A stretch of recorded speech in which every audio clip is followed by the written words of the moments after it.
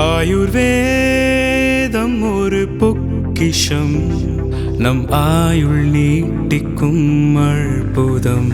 Doctor Srivarma's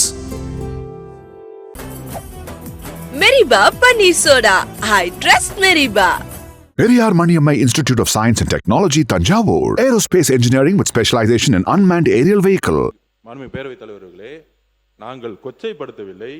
இந்த அனைத்து திட்டங்களும் எந்த ஆட்சியில் கொண்டு வந்தாலும் அதுல நல்லது இருக்கு, அதை நாங்கள் யாரும் கொச்சைப்படுத்தவில்லை. ஆனால் இன்னைக்கு இருக்கக்கூடிய உண்மையான பிரச்சனைகளை இந்த சபையின் முன்பு பொதுமக்கள், முக்கியமாக தாய்மார்கள் பக்கத்தில் இருக்கக்கூடிய வழிகளை நாங்கள் அதை எக்ஸ்பிளைன் பண்ணிட்டு இருக்கோம். முக்கியமா அதாவது நான் ஒன்று பதிவு பண்ணிடுறேன். அதாவது இலவச மருத்துவமனை இருக்கு, இலவச கல்விகள் இருக்கு, இலவச அரிசி இருக்கு.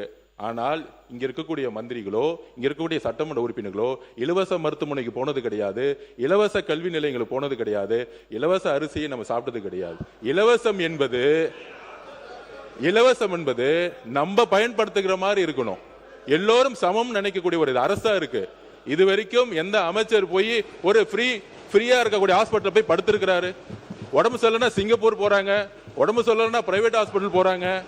அப்ப இங்க இலவசம்ங்கிறது கருணை அடிப்படையில் இருக்கு. இலவசங்கிறது தகுதி அடிப்படையில் இருக்கணும். அதாவது மக்களுடைய உரிமை. அது நம்ம கருணை அடிப்படையில் கொடுக்கக்கூடிய அரசு எங்களது கிடையாது. இதெல்லாம் இலவசம்ங்கிறது வார்த்தையே தவறு.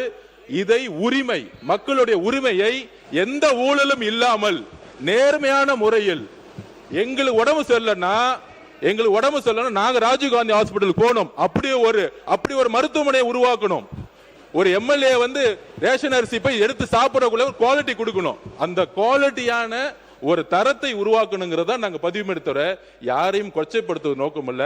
அனைத்து தலைவர்களும் திட்டங்களை கொண்டு வந்திருக்காங்க. ஆனால் திட்டங்கள் சரியான முறையில் ஒரு நம்மெல்லாம் சாப்பிடக்கூடிய அரிசியோ, நம்மெல்லாம் போகக்கூடிய மருத்துவமனையோ, நம்ம குழந்தைகள் படிக்கக்கூடிய ஒரு கல்வி நிலையங்களும் இன்னைக்கு இல்லை. இதை மாற்றக்கூடிய இடத்துல நாங்கள் இருக்கிறோம். அதை மாற்றுவோங்கிறத நாங்கள் பதிவு பண்றோம். பொதுப்பணித்துறை அமைச்சர். மாண்புமிகு பேரவைத் தலைவர்களே, நம்மளுடைய முன்னாள் விவசாயத்துறை அமைச்சர் விவசாயத்துறை மானியருக்கு போய் சொன்னாரு, அண்ணன் நேரு கிட்ட ஆயிரக்கணக்கான விவசாய நிலம் இருக்கு, அவர் அங்கேயே நெல் எல்லாத்தையும் போட்டு உற்பத்தி பண்ணிக்கிறாருன்னு. ஆனா ஒரு பரம ஏழையா இருக்கக்கூடிய மாதிரி அண்ணன் ரேஷன் கடையில தான் அரிசி சாப்பிட்றாருன்னு ஒரு தகவல் இன்னைக்குதான் அது தெரியுது. அதனால அதாவது என்னுடைய பதிவு நான் முடிச்சிடுறேன், நீங்க பேசும்போது நான் முடிச்சிடுறேன். எதற்கு சன்னக நெல் அரிசிக்கு அதிகமான ஊக்கத்தொகையும் பொது ரக அரிசிக்கு எதுக்கு விலை கம்மியும் அப்படிங்கிற ஒரு விவாதம் நம்முடைய முன்னாள் உணவுத்துறை அமைச்சர் ஒரு பதிவு பண்ணாரு. மாண்புமிகு முதலமைச்சர் மூத்த அமைச்சர்களை ஒரு 8 அமைச்சர்களை கூப்பிட்டு விவசாய சங்கங்களை சந்திக்க சொன்னாரு. நம்முடைய கம்யூனிஸ்ட் தோழர்கள்லாம் இருந்தாங்க. ஸோ அங்க விவசாய சங்கங்களோட பேசிட்டு இருக்கும் பொழுது அப்போ ஒரு கோரிக்கை கொடுத்தோம்.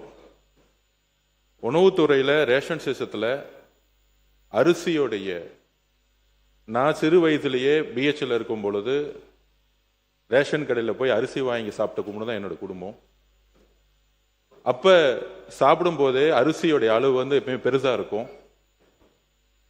அதோடைய கலர் பாத்தீங்கன்னா நம்மளுடைய எல்லார் வீட்லயும் இப்ப நம்ம சாப்பிடக்கூடிய அரிசி, நிறைய பேர் சில சட்டமன்ற உறுப்பினர்கள் ரேஷன் அரிசி சாப்பிட்றான்னு சொல்றாங்க. நம்ம அது தனிப்பட்ட இது போல.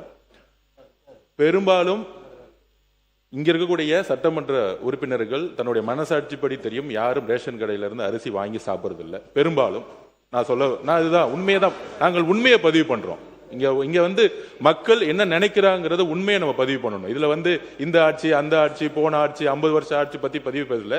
இன்னைக்கு இருக்க நிலைமை என்னங்கிறத மாண்புமிகு முதலமைச்சருடைய கவனம் போய் சென்ற பிறகு அப்ப விவசாயிகள் சொன்னாங்க, நாங்க எங்களுடைய பயிரை மாத்தணும்னா நீங்க சன்ன நகர்களுக்கு அதிகமான ஊக்கத்தொகை கொடுங்க அப்படின்னு பதிவு பண்ணுவோம். மாண்புமிகு முதலமைச்சர் திருப்பியும் ஒரு விவாதம் நடந்துச்சு. அப்ப மாண்புமிகு முதலமைச்சர் சொன்னாரு, மற்ற ஆட்சிகள்லாம் விட்டுருவோம், நம்ம ஆட்சியில கொடுக்கக்கூடிய அரிசி சன்ன நகர் நெல்லா நம்ம கொடுப்போம், அரிசியா கொடுப்போம் மக்களுக்கு.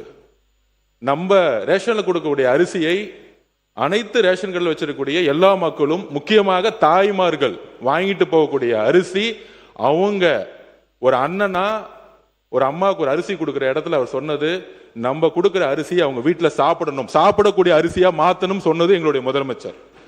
இது உண்மை. இதற்கு தான் சன்னநகர் நெல் அரிசிக்கு அதிகமான ஊக்கத்தொகை கொடுத்து டெல்டா மாவட்டங்களில் இனி வரும் காலங்களில் பொது ரக நெல்லுக்கு பதிலா சன்னநகர் நெல்லை வந்து பயிரிடணும், அவங்களுக்கு ஒரு ஊக்கம் கொடுக்கணும்.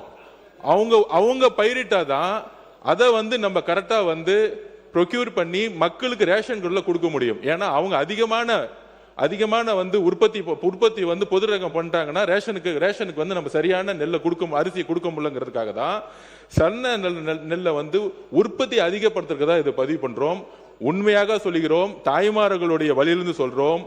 இன்றைக்கு அதை மாற்றக்கூடிய ஒரு அரசாக 90% இன்றைக்கு அந்த அரிசியை வாங்கி யாரும் சாப்பிட்றதில்ல. இட்லி மாவு யூஸ் பண்றாங்க. அண்ணன் சொல்ற மாதிரி முன்னாடி நிறைய கடத்தல் நடந்துட்டு இருந்துச்சு. இதெல்லாம் தடுத்து ஆந்திராவுக்கு போயிட்டு இருந்துச்சு, கர்நாடகா போயிட்டு அதை தடுத்து நிப்பாட்டி இன்னைக்கு வரக்கூடிய காலத்தில் சன்னநகர் நெல்லை வாங்கி அதை கரெக்டா ஸ்டோரேஜ்ங்கிறது கிடையாது. இது இந்த அரசு அந்த அரசு சொல்லவல்ல. அதிகமான உற்பத்தி வரும் பொழுது தார்பாயை மூடி அப்படிதான் நம்ம ஸ்டோரேஜ் பண்ணி வச்சிருக்கோம். 30-40% தார்பாய் தான் மூடி வச்சிருக்கோம். அப்ப ஸ்டோரேஜை உருவாக்கக்கூடிய இடத்துல நம்மளுடைய உணவுத்துறை அமைச்சரும் சரி விவசாயத்துறை அமைச்சரும் சேர்ந்து வந்து தனி திட்டங்களை கொண்டு வந்துட்டு இருக்காரு. ஆனால் 70-80% இன்னைக்கு ஒவ்வொரு வீட்லையும் தாய்மார்கள் அரசு கொடுக்கக்கூடிய அரிசியை சாப்பிடுறதுங்கிறதா உண்மையான சர்வே ரிப்போர்ட். இந்த உண்மையை மாத்துறதுக்காக தான் இந்த சன்னநகர் நெல்லுக்கான அதிகமான ஊக்கத்தொகையை முதலமைச்சர் அவர்கள் அனௌன்ஸ் பண்ணியிருக்கார்.